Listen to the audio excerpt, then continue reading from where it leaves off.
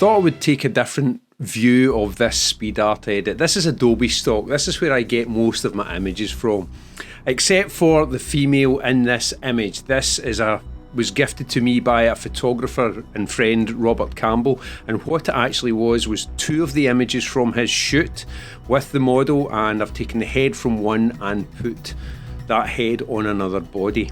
What I'm doing here is I'm cleaning up the mask and I'm cleaning up the main image so that once I've started, I can move that wherever I want without having any anomalies. So that's it cleaned up, and I'm quite happy with it. Now this took 2 hours to do in total, and it's sped right up here, but what I'm doing is I'm creating the depth with the main subject in it here. I wanted the cloth and the material that I've added to be light and floating around the model, because some of it I was going to bring forward, as you see now.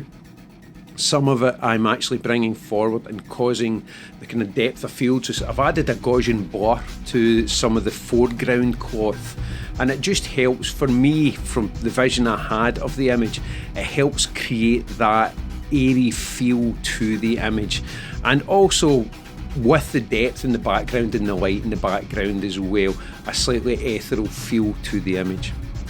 What I'm doing now is adding lights, and that's just because the image is named Nemophilist, and I wanted the lights to be there because I felt that added something as well to the image. So these are, like, if you imagine fairy lights added round about.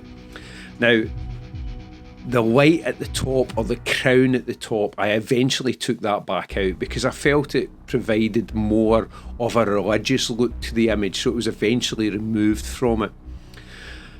What I'm doing now is I'm balancing out the image, and I'm trying to balance out the colours and the saturation in certain areas, and in this case the background, and it's again, everything's aimed at creating depth within the entire image. And for this, change the hues, change the saturation. I wanted to complement the red hair, the vibrant red hair, with the green in the background.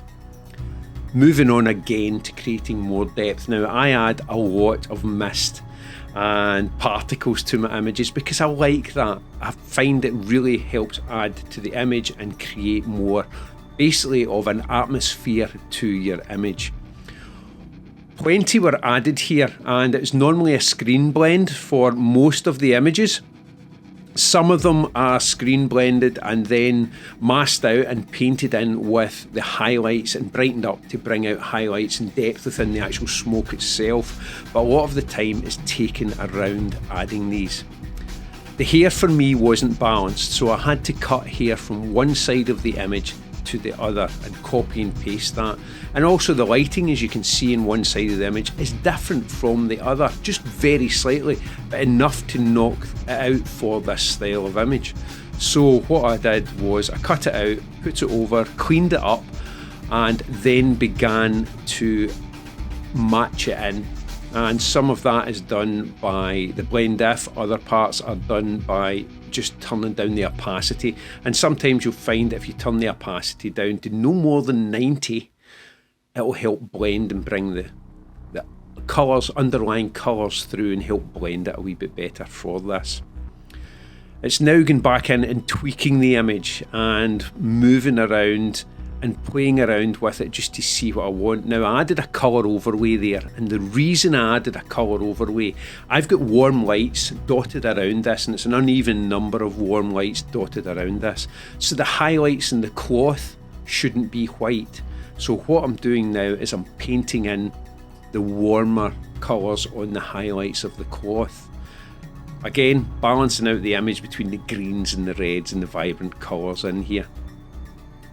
And I've also got another piece of software that I use. It's a plugin for Photoshop named Honoric, and that just helps create these vibrant glows. I absolutely love this software, the plugin should I say.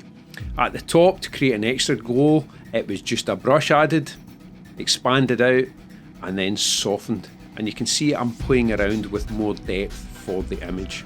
And the last part, as I mentioned, is adding the particles for the overall effect. If you've enjoyed this video, big thumbs up, and if you've liked this idea of the speed art with a narration over the top, let me know in the comments down below. Check out some other videos in the channel. If you're currently not a subscriber, please consider subscribing. Thanks again for watching, and I'll see you in the next video.